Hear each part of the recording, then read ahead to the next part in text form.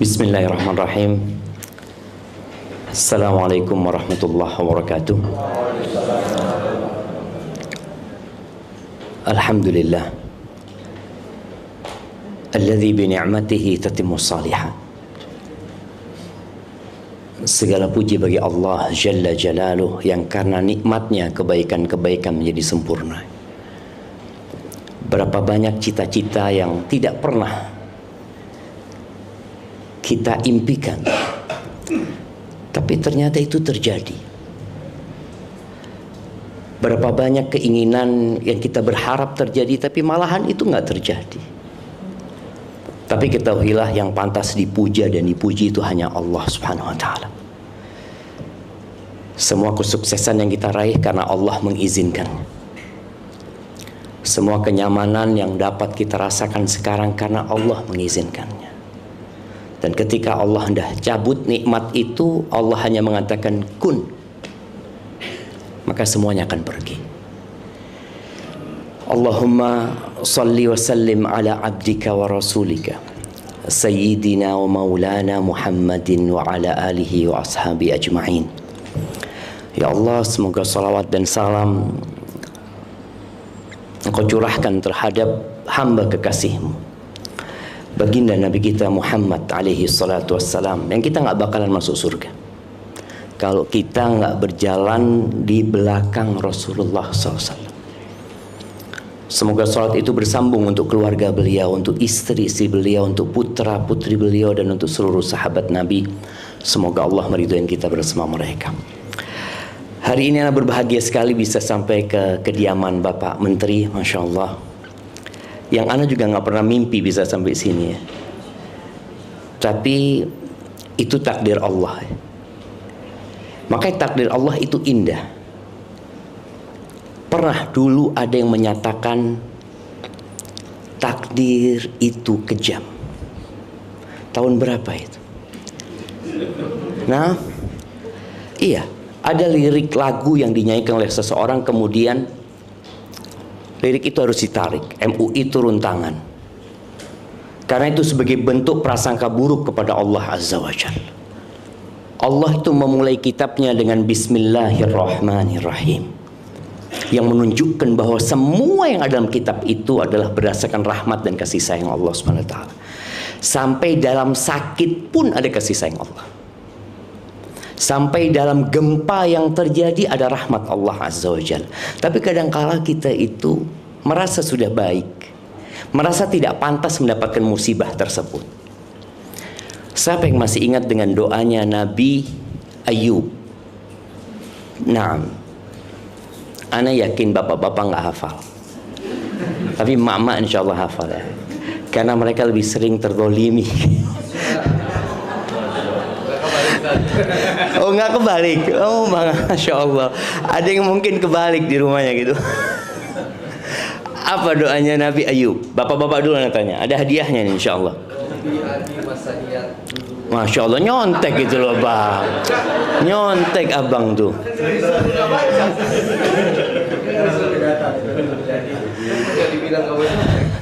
Allahu Akbar. Nah, Nabi Ayub itu pernah hidup senang. Berapa tahun? 70 tahun. Terus Allah ambil semua yang beliau miliki. Semua harta itu habis. Nol. Istrinya yang bantu kerja. Istrinya Nabi Ayub itu kerja di tempat roti. Dari situ beliau makan. Beliau punya anak-anak yang Masya Allah ya. Anak-anak itu anak-anak yang soleh. Semua yang Allah cabut nyawanya, meninggal dunia. Allah kasih penyakit lagi di dirinya yang menyebabkan orang itu gak suka sama beliau. Kurang apa jemaah musibah itu jemaah? Musibah di harta, musibah di keluarga, musibah di fisiknya, musibah di kedudukan beliau di hadapan masyarakat. Istrinya berulang kali minta, bang, ayolah kau berdoa minta sama Allah Azza wa Jalla. Ini kita lihat rumah tangga yang bahagia ya. Nabi Ayub tanya sama istrinya, berapa lama kita hidup senang? 70 70 tahun kata dia. Dan kita susah berapa tahun? 18 tahun. Baru 18 tahun. Kalau susahnya sama dengan senangnya, baru aku akan berdoa minta sama Allah. Bayangin jemaah. Orang ketika memandang kepada nikmat yang Allah berikan dan tidak memandang kepada musibah, nih orang akan bahagia. Tapi kebanyakan kita statusnya selalu bencana. Kalau senang dia nggak kabarkan kepada orang lain. Dapat fulus tuh nggak ada cerita.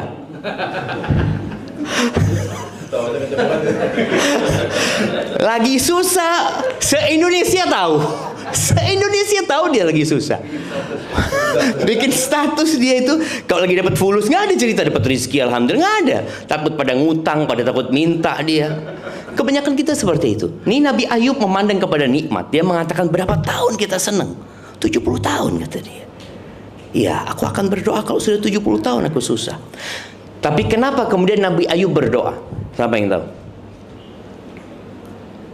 Kenapa sebelum 70 tahun Nabi Ayub sudah berdoa? Karena ada omongan Nabi Ayub dikasih cobaan seperti itu karena dosa. Ini sudah bermasalah dengan kenabian beliau. Padahal orang yang paling berat cobaannya itu para nabi. Jadi kita kalau kepingin tahu seperti apa diri kita. Nah, kayaknya mic-nya aman. Nah,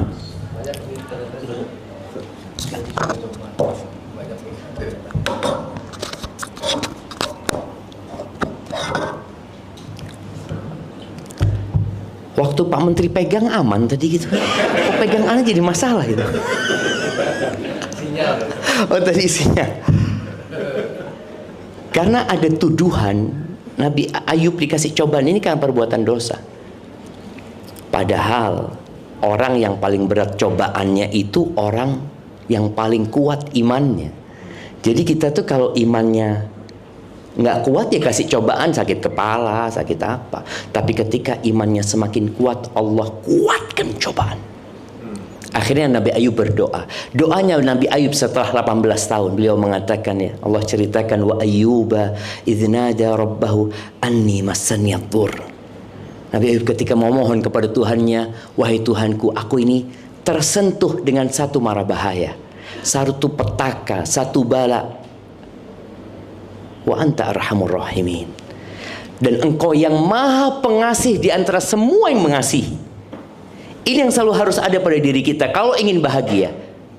Wa anta arhamur rahimin. Jadi kita kalau kena musibah itu panggil nama Allah.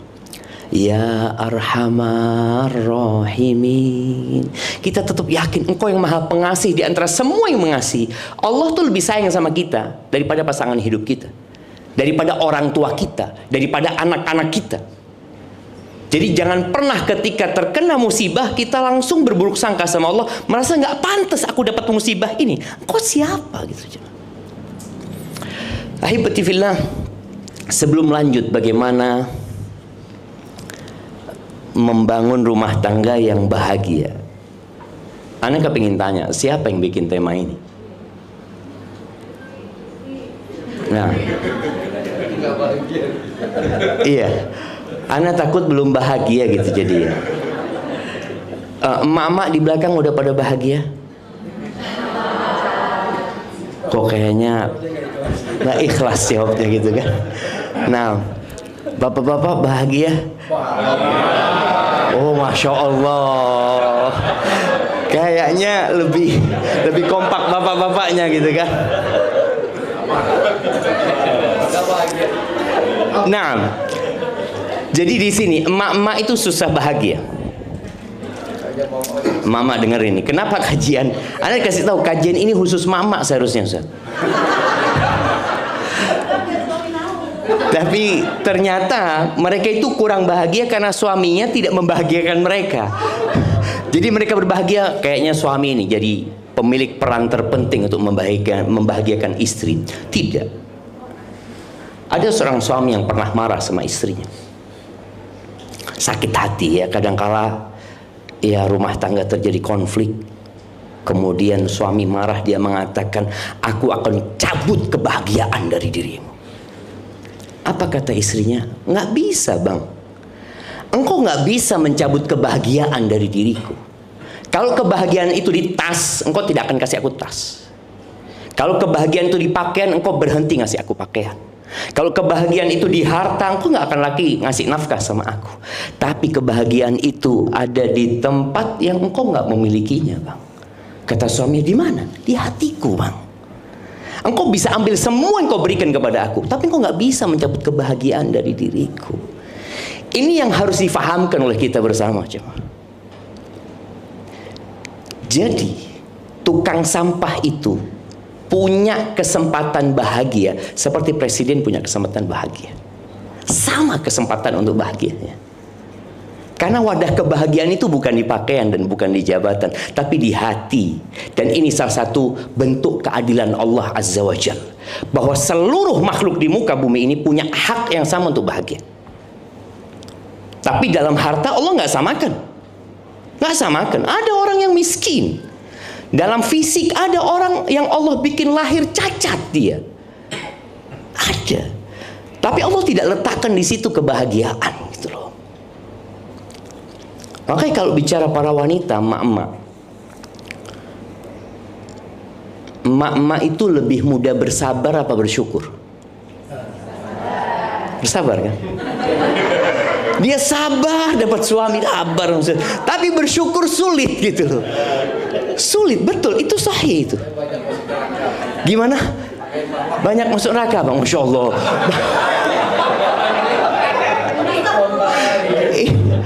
Nah, aneh ini dapat banyak bocoran dari Bang Andri sekarang. Betul, betul. Iya. Jadi kebanyakan wanita itu masuk neraka bukan karena nggak bersabar. Wanita itu bersabar banget ya. Anak ketika mendapatkan satu potongan video tentang bagaimana seorang wanita ini mengeluh suaminya kayak gini kayak gitu, tapi dia bersabar.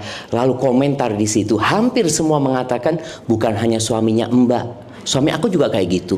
Ya udah sabar gitu loh. Jadi ternyata memang untuk sabar itu mudah bagi wanita. Dia bersabar demi mempertahankan rumah tangganya, demi mempertahankan anak-anaknya. Sudahlah sabar. Tapi syukur sulit. Padahal emangnya sebesar itu musibah dari suamimu sehingga engkau harus bersabar? Nggak ada kebaikan suami. Ada seorang wanita yang curhat sama anak, Ustadz suami anak itu kayak gini, kayak gini, kayak gini. Terakhir anak tanya, ibu, suami ibu nggak punya kebaikan? Lu ada Ustadz, coba sebutkan kebaikan. Ketika dia sebutkan kebaikannya, mulai emosi dia turun. Suamimu punya kebaikan. Cuma ketika dalam rumah tangga memandang kepada kekurangan, selesai. Siapa yang nggak punya kekurangan? Ketika seorang istri datang kepada suaminya bawa kertas dia, Bang, kita udah lama berumah tangga, kayaknya kita perlu introspeksi. Ini aku kasih kertas, abang tulis kekurangan-kekuranganku, dan aku akan tulis kekurangan-kekurangan abang. Ini sudah. Akhirnya sang istri masuk ke dapur, dia tulis ya 1 lembar full. Kalau 2 lembar mungkin full tuh kekurangan suaminya. Aku nggak suka kayak gini, nggak suka gini. Terus yang dia tulis yang nggak suka semuanya, Bang. Terus seperti itu. Akhirnya tibalah saatnya berbagi kertas. Diberikan kertas kepada suami, suami memberikan kertas dia kepada istrinya. Si istri lari untuk membaca apa sih kekurangan dia menurut suaminya. Sang suami baca, ya Allah banyak ternyata kekuranganku, kata dia. Istri balik, dia mengatakan, Bang, kok kertasmu kosong bang? Kata dia, Dek, aku menerimamu apa adanya, kata dia. Jamaah, ini kenapa bapak-bapak tadi kompak bahagia? Ya sudah kayak gitu, sudah perempuan gitu loh. Bersyukur bapak-bapak, bukan bersabar ya. Jadi subhanallah ya, ahibati fillah, kunci kebahagiaan itu 3. Catat dan amalkan. Yang pertama, bersyukur ketika mendapatkan nikmat. Yang kedua, bersabar ketika dapat musibah. Yang ketiga, istighfar ketika berbuat dosa. Udah. ketika kita punya 3 hal ini, hidup itu tidak selalu di atas kita. Kita nggak selalu manis. Hari ini kita ketawa, boleh jadi nanti sore ada kabar duka yang membuat kita menangis. Besok kita lupa dengan duka itu. Kita ketawa lagi dapat nikmat dari Allah Subhanahu wa Ta'ala. Apa yang harus dilakukan? Ya sudah bersyukur. Hanya saja bersyukur itu berat. Ketika iblis dikeluarkan dari surga bersama Adam alaihissalam, iblis itu meminta kepada Allah, ya, bayangkan ya, iblis berdoa, Allah kabulkan doanya. Iblis berdoa dengan ikhlas, Allah kabulkan. Allah itu maha baik. Masa kita berdoa nggak dikabulin sama Allah? Permintaan iblis, anzirni ila yaumi yub'atsun, tangguhkan umurku sampai hari kiamat. Maka iblis itu nggak mati. Bayangkan ya, iblis itu yang godain Nabi Adam. Kemudian dia yang godai istrinya Nabi Nuh dan kaumnya Nabi Nuh. Kemudian godai kaumnya Nabi Hud, godain kaumnya Nabi Soleh, godain kaumnya Nabi Muhammad. Sampai hari ini iblis itu ada. Dia punya berbagai macam cara untuk menyesatkan manusia. Tapi ada satu yang iblis akan kejar. Iblis mengatakan, wala tajidu aktsarahum syakirin. Allah, engkau akan dapati kebanyakan manusia itu tidak bersyukur. Dan ternyata Allah mengatakan, wa qalilun min ibadiyas syakur. Sedikit dari hambaku yang pandai bersyukur. Sedikit. Orang itu kalau dikasih harta 1 koper emas, dia kepingin berapa? 2. Dikasih 2, dia kepingin 3. Dikasih 1 rumah ini emas, dia kepingin rumah sebelah jadi milik dia. Dikasih lagi rumah itu, dia pengen rumah sebelah. Kata Nabi SAW, nggak ada yang bisa membuat dia puas kecuali tanah. Ketika dia masuk ke tanah, dia tinggal rumah yang dia bangun, harta yang dia kumpul, dia tinggal semuanya. Tapi tadi syukur sulit sekali. Makanya ada perbedaan antara Qarun dan Nabi Sulaiman. Kita tahu Qarun ini Allah berikan kekayaan kepada dia yang mungkin nggak akan pernah ada lagi orang kaya seperti Qarun. Bagaimana dengan Elon Musk ya, dengan mereka yang dikatakan duitnya berapa triliun ya. Duitnya mereka cuma angka aja. Qarun ini nyata duitnya. Nyata, dia gudang-gudangnya itu kuncinya dipikul. Kuncinya bukan hartanya, kuncinya dipikul. Emas, dia ada uangnya gitu loh. Bukan ada di bank ini enggak, ada duit dia seperti itu. Maka ketika Allah benamkan Qarun itu bersama semua hartanya. Sampai hari ini kalau orang nemu harta terpendam, apa kata mereka? Harta karun. Iya, Qarun itu dari sana. Dia mengatakan harta Qarun. Karena semua rumah dan hartanya Qarun dipendam. Qarun ketika disuruh berbuat baik, dan ini penting buat kita ya. Kita itu kadang-kadang disuruh berbuat baik merasa harta itu milik kita. Enggak loh. Kita itu nggak punya apa-apa aja. Makanya ketika kita dengar ada musibah, kita mengatakan apa? Inna lillah. Sesungguhnya kami milik Allah. Jangan rumah ini, nyawaku milik Allah Azza wa Jalla. Tubuhku, berapa banyak orang yang keluar dari rumahnya dengan tubuh yang lengkap, pulang diamputasi kakinya. Kita lihat kejadian-kejadian seperti itu. Orang keluar dari rumahnya bisa melihat, pulang diambil matanya sama Allah SWT. Sebagai pertanda kita nggak punya, sampai diri kita nggak punya. Gitu. Allah menyuruh Qarun untuk berbuat baik. Wa ahsin kama ahsanallahu ilaik. Yang pertama Allah pesan sama Qarun, wabtaghi fima ataka Allah ad-daral akhirah. Carilah dengan apa yang Allah berikan kepadamu akhirat. Kenapa? Karena akhirat itu kekal dan abadi. Kalau dunia, engkau mau sukses berapa tahun lah. Kita melihat presiden-presiden kita. Dari pertama, kemana pergi? Meninggal dunia. Oke, Pak Harto pernah 32 tahun ya menjabat. Kemana beliau? Nggak ada. Apa yang beliau bawa ketika mati? Nggak ada. Selesai, anak-anaknya menikmati. Anak-anaknya meninggal dunia nanti terus akan digantikan dengan orang lain. Maka Allah berpesan kepada Qarun, wabtaghi fima atakallahu ad-daral akhirah. Dengan apa yang Allah berikan kepadamu, ambisimu akhirat. Engkau mau punya rumah di dunia nggak apa-apa, tapi engkau punya rumah di akhirat, jangan lupa. Kau siapkan rumahmu di sana. Engkau pengen punya kebun yang indah, engkau juga punya kebun di sana ya. Subhanallah, ini pesan Allah kepada Qarun. Wala tansa nasibaka minad dunya. Tapi engkau jangan lupa, engkau masih hidup di dunia. Engkau butuh ongkos, butuh biaya. Artinya ketika orang bersedekah, jangan semuanya disedekahin. Engkau gimana? Engkau punya anak, engkau punya keluarga. Tapi jangan lupa untuk cari akhirat. Anak ingat ada seorang di Solo, Anda dapat cerita. Ini keluarga yang bahagia, Masya Allah. Seorang ayah itu setiap dia mengeluarkan uang buat keluarganya, dia keluarkan nominal yang sama untuk disodakohkan. Uang belanja 2. Belanja di rumahnya anggap 5 juta, 5 juta dia kirim ke pesantren. Dia kirim ke anak yatim piatu. Beli baju dia 2. Selalu dia pakai sendiri, dia 1 dia sodakohkan. Sampai suatu hari dia beli mobil. 2 dia beli mobil. Anaknya protes, "Abah, kalau baju 2 oke lah, nggak terlalu mahal ya. Belanja 2 oke. Mobil anak-anaknya dikasih lah." Apa kata ayahnya? "Nak, ayah ini bukan hanya ingin naik mobil di dunia, nak. Ayah ingin ketika di padang mahsyar tuh, ayah naik mobil juga, nak," kata dia. Kita kadang-kadang nggak paham, cuma kita berpikir harta kita itu yang kita simpen. Enggak, itu akan dinikmati oleh orang lain. Maka Allah berpesan kepada Qarun itu. Lalu Allah katakan kepada Qarun, "Wa ahsin kama ahsanallahu ilaik." Berbuatlah baik engkau kepada hamba-hambaku, kepada makhluk-makhlukku, sebagaimana Allah berbuat baik kepadamu. Artinya kita berada dalam posisi yang nikmat itu karena Allah kasih. Oh, ini karena usaha, karena perjuangan, nggak ada. Kita bisa melihat kalau usaha, berapa banyak orang yang usahanya lebih berat dari kita, Allah nggak kasih.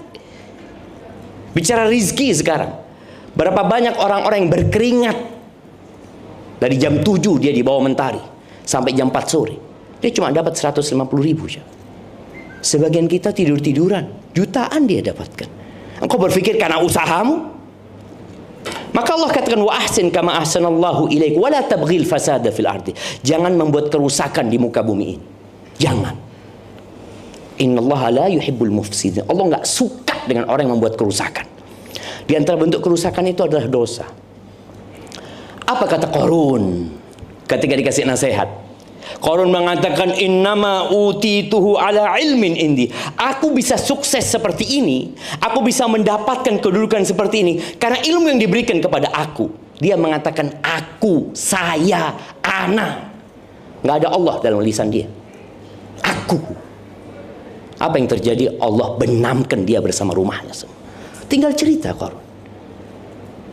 Maka hindari kata-kata aku. Semuanya karena Allah Azza wa Jalla.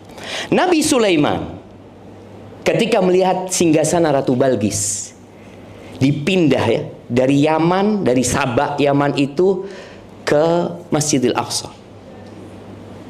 Dalam hitungan kejapan mata, Nabi Sulaiman belum menutup matanya, singgasana itu udah ada. Apa kata Nabi Sulaiman? "Hadza min fadli Rabbi." Beliau mengatakan, ini karunia dari Tuhanku. Ini karunia dari Tuhanku. Tidak ada kata aku. Oh, ini karena kedudukanku di sisi Allah. Enggak. Hadza min fadli Rabbi liyabluwani, untuk menguji aku. Aashkuru am akfur. Aku bersyukur atau aku kufur. Poinnya di situ. Maka usahakan kita bersyukur ya. Hindarin kata-kata ana ketika kita hendak melakukan sesuatu. Momen kita punya rencana sama keluarga, sama istri, atau sama masyarakat. Katakan insya Allah, kalau Allah berkehendak. Ingat pesawat Lion yang berangkat pagi hari dari Jakarta menuju ke Pangkal Pinang. Ya. Pesawat baru itu jemaah. Iya, Boeing 7. Nah, kita bayangin ya, semua yang naik pesawat itu punya rencana. Semua yang naik pesawat itu sudah booking hotel. Semua yang naik pesawat itu sudah ditunggu sama keluarganya. Dan ternyata pesawat itu nggak pernah landing, cuma selama-lamanya. Selama-lamanya. Supaya kita tahu kita ini hamba Allah Azza wa Jalla. Kalau engkau ingin bahagia tadi, syukuri nikmat yang Allah berikan. Yang kedua, bersabar. Dalam rumah tangga, ya bapak-bapak, mungkin istrinya insya Allah tidak separah istrinya Nabi Nuh. Ya, istrinya tidak separah istrinya Nabi Lut. Nah, yang suami Ya, ini bapak-bapak, yang istri, emak-emak, jangan lupa insya Allah istrimu tidak sejahat Fir'aun. Nah, kita tahu ya, istrinya Nabi Nuh di neraka, istrinya Nabi Lut di neraka, istrinya Fir'aun di surga. Antum bisa bayangin, kita itu akan dihisap masing-masing. Engkau jangan berpikir kalau engkau punya suami baik, engkau pasti masuk surga. Kata siapa? Tadi ketika seorang wanita, Ustaz, anak punya suami, Ustaz, nggak mau diajak belajar, sholatnya telat-telat, bolong-bolong, ini itu. Engkau akan dihisap sendiri nantinya. Jadilah seperti istrinya Fir'aun, yang sabar menghadapi Fir'aun. Insya Allah tadi suami-suaminya nggak seperti Fir'aun lah jemaah. Ya ada sedikit lah, mungkin mirip gitu ya. Nggak, tapi nggak sejahat Fir'aun. Jadi bersabarlah. Dan ya di antara bentuk syukur dan sabar ya, ada suami istri yang mengatakan, Ustaz, suami anak nggak baik, apakah anak tetap harus taat dan patuh kepada dia? Tetap. Melayani suami, tetap. Bukan karena suami engkau melayani suamimu. Jadi kalau kita berbuat baik karena berharap budi baik orang lain, yang ada kita sakit hati. Pastikan itu. Kita akan sakit hati. Orang manusia ini sama Allah nggak bersyukur, apalagi sama engkau. Apa sih engkau berikan kepada dia? Allah memberikan segala fasilitas sama dia, dari ujung rambut sampai ujung kaki. Dia nggak bersyukur sama Allah. Engkau kasih apa? Maka janganlah berharap kebaikan suami. Ketika mama istri tadi, Ustaz, anak punya suami kurang taat sama Allah. Ya udah, engkau berbuat baik kepada suami karena Allah. Karena berharap keridhaan Allah SWT. Karena aku ingin masuk surga. Ada seorang wanita umur 60 tahun. Dia telepon anak, dia mengatakan, Ustaz, suami anak udah meninggal, Ustaz. Dia mengatakan, suami anak dia kurang baik loh, Ustaz. Anak dengar bahwasanya wanita itu akan bersama suami dia yang terakhir di surga. Sedangkan anak sudah umur 60 tahun, nggak ada yang mau nikahi anak, Ustaz. Tapi anak nggak kepingin ketemu suami anak lagi, Ustaz. Kata dia. Bayangin. Betul. Dia nggak ingin nanti di surga ketemu, aduh suamiku lagi, astagfirullah, naudzubillah, ketemu orang ini lagi. Loh, bapak-bapak pikir istri bapak-bapak itu cinta sama bapak? Belum tentu. Dia mungkin nungguin, sabar dia nungguin, ya Allah kapan mati ini, bismillah gitu. Ketika mati alhamdulillah, bukan innalillah.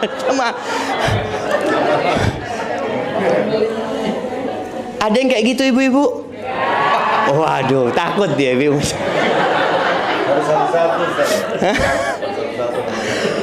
Nah, artinya itu ada. Maka di sini ketika engkau berbuat baik kepada suami karena Allah SWT. Tapi ingat, ketika suamimu baik masuk surga, nanti di surga nggak seperti suamimu di dunia gitu ya, yang suka maki, yang suka emosi, enggak. Karena kalau sudah masuk surga semuanya akan baik gitu loh. Dan kesabaran wanita itu kalau ingin masuk surga juga sabar untuk punya anak. Banyak wanita yang malas punya anak. Padahal kata Nabi SAW, wanita-wanita penghuni surga itu, ala adullukum binisaikum min ahlil jannah. Kalian mau nggak aku kasih tahu istri-istri kalian calon bidadari surga? Dia masih hidup di dunia, tapi insya Allah dia masuk surga. Kata sahabat, tentu ya Rasulullah Sallallahu Alaihi Wasallam. Yang pertama, kullu waludin wadud. Dia adalah wanita yang suka melahirkan dan penyayang. Karena kalau bicara suka melahirkan nggak penyayang, bahaya dengan pendidikan anaknya. Ada yang bikin anak, anaknya nggak diurusin. Tapi kalau emaknya ini wadud, penyayang, masya Allah. Berapa banyak emak-emak yang kalau ditanya sama suaminya, mana anak-anak? Wallahu a'lam, nggak tahu. Mana nanti emaknya nggak tahu sama anaknya ini. Bapak datang kan kepingin ketemu saya, ini nggak tahu. Wallahu a'lam. Baru dicari mana anak-anak. Allah, satu di got, satu di mana. Ada emak-emak yang sibuk main handphone, wala apa. Anak-anaknya nggak diurusin. Disinilah wanita penghuni surga itu yang bakal bahagia, pencinta dia. Dia ketika suaminya ngatakan, yuk punya anak lagi, bang. Berapa engkau mau? Bismillah. Asalkan Allah kasih. Itu insya Allah penghuni surga. Bapak Menteri berapa anaknya? Masya Allah, harus berjuang kayaknya. Ada seorang ustadz, Ana sering ceritakan ini, di Bondowoso, Jawa Timur sana. Ustadz ini pengeluarannya jelas, pemasukannya gak jelas. Pengeluarannya jelas dia. Dia punya anak 28 dari satu istri. Dari satu istri. Ayo, oh istrinya banyak, enggak. Bapak-bapak jangan mikir, oh kalau gitu istrinya banyak, enggak, satu istri. Satu istri. Mudah, insya Allah itu jadi penghuni surga ya. Dia capek hamil, dia capek melahirkan, dia mempertaruhkan nyawanya. Semua dihitung jemaah. Oke, suami nggak ngitung, tapi malaikat Allah menghitung. Dia menyusuin, dihitung lagi, capeknya dia. Makanya wanita yang seperti ini insya Allah penghuni surga. Tapi ada yang ketiga sifatnya, al-aud. Perempuan ini kalau menyakiti suaminya, atau dia disakiti sama suaminya, dua hal ya, disakiti atau menyakiti, perempuan ini akan datang kepada suaminya. Dia pegang tangan suaminya mengatakan, la adzuku bi ghumdin hatta tardha. Aku nggak akan memejamkan mata sampai engkau ridho sama aku. Siapa yang istrinya kayak gitu jemaah? Bapak-bapak, kok semuanya gede kepala, nggak ada gitu kan? Masa nggak ada bapak-bapak?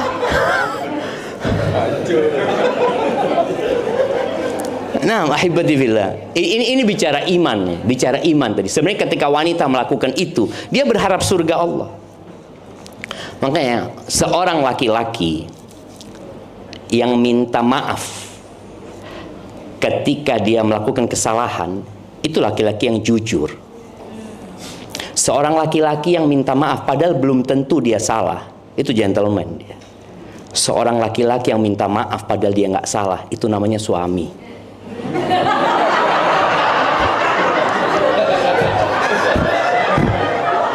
Betul bapak-bapak?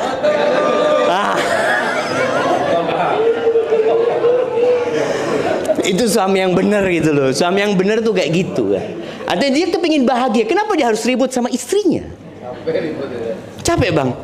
Oh bang Andri capek katanya kak. Jadi suami istri ini bukan rival ya? Bukan, iya bang. Oh masya Allah, sebagai wakil rakyat bang ya.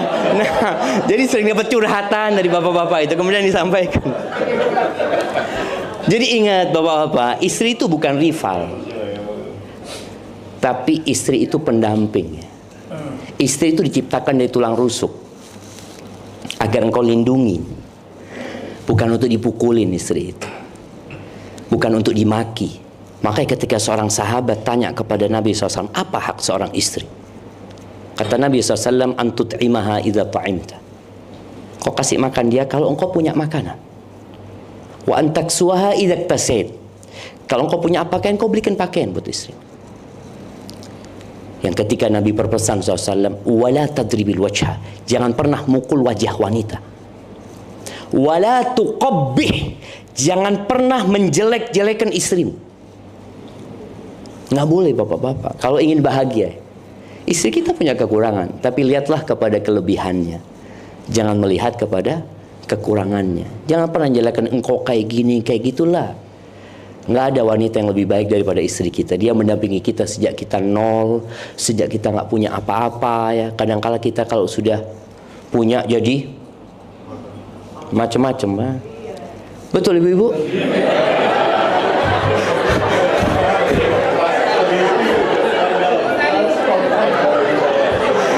Allahumma salli wa sallim ala Muhammad. Nah, taib, yang terakhir tadi kita bicara bersyukur kalau dapat nikmat. Ingat jangan pernah mengingat diri kita kalau dapat nikmat itu dari Allah. Bersabar, dan kalau kita bersabar, jadi tingkatan orang kena musibah itu ada 4. Yang pertama namanya jaza, yang kedua namanya sabar, yang ketiga namanya ridho, yang keempat namanya syukur. Bayangin ya, musibah itu ternyata mengantarkan ke syukur. Tingkatan yang nggak boleh itu jaza. Jaza itu orang yang tidak menerima takdir Allah. Dia yang ketika dapat musibah, kemudian dia mengatakan andai kata, nggak bisa. Andai kata itu tidak bisa menghidupkan yang mati. Andai kata itu tidak bisa membuat kecelakaan itu tidak terjadi. Nggak bisa. Makanya ada seorang di Jember ya, ketika dia pulang kerja, dia lihat anaknya ngambang. Dia punya sarang walet, sarang walet ya. Biasanya ada kolamnya. Anaknya itu ngambang, sudah meninggal dunia, terapung di sana. Dia gendong anaknya, dia ciumi anaknya, lalu dia menyesal, ya Allah, andai kata aku nggak punya sarang burung ini, andai kata aku nggak punya kolam ini. Ucapan andai kata itu, apakah akan mengembalikan kehidupan anaknya? Nggak akan gitu loh. Ada orang yang kemudian merobek-robek bajunya, lempar-lempar piring. Siapa yang pernah lempar piring? Bapak-bapak, ada yang istrinya pernah lempar piring? Alhamdulillah nggak ada jemaah. Iya, artinya dia nggak nerima dengan apa yang terjadi. Ini namanya jaza, dan itu haram, nggak boleh. Secara akal sehat nggak berguna kau melakukan itu. Yang kedua, sabar. Kok jadi mati jemaah? Hah? Ada yang sabotase di belakang. Masya Allah. Gara-gara itu syukur. Nah, yang kedua itu sabar. Sabar itu artinya nahan diri. Nahan diri dari mengucapkan atau melakukan perbuatan yang secara akal sehat nggak diterima dan secara agama nggak diterima.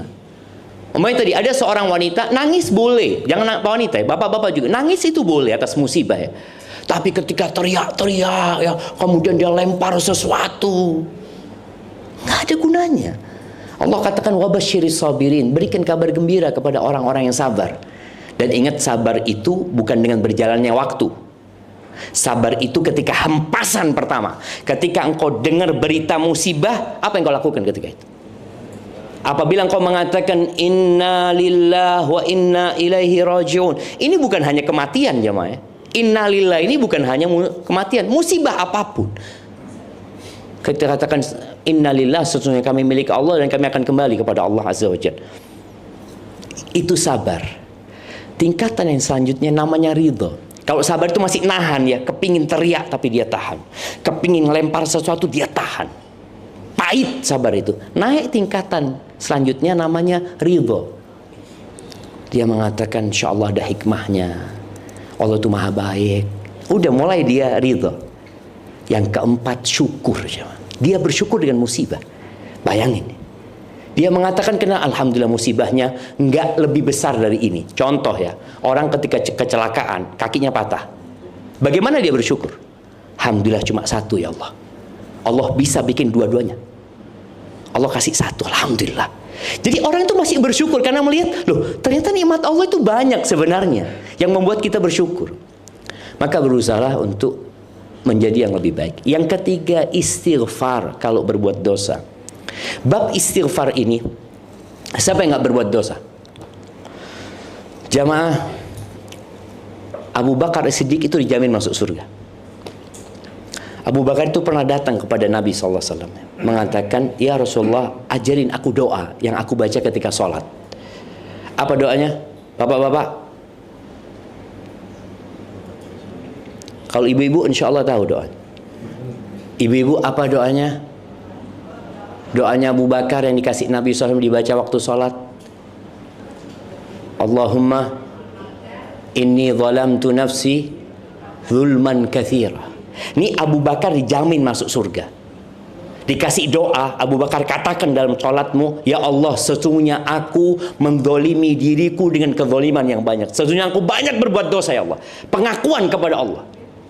Wala yaghfiru dzunuba illa anta. Dan gak ada yang bisa ngampuni dosa kecuali Engkau ya Allah. Semuanya milik Allah Azza wa Jalla. Faghfirli, ampuni aku ya Allah. Maghfiratan min indik, ampunan dari sisimu. Warhamni, kasihi aku ya Allah. Innaka antal ghafur rahim. Kalau Abu Bakar disuruh minta ampun sama Allah, apalagi orang-orang kayak kita.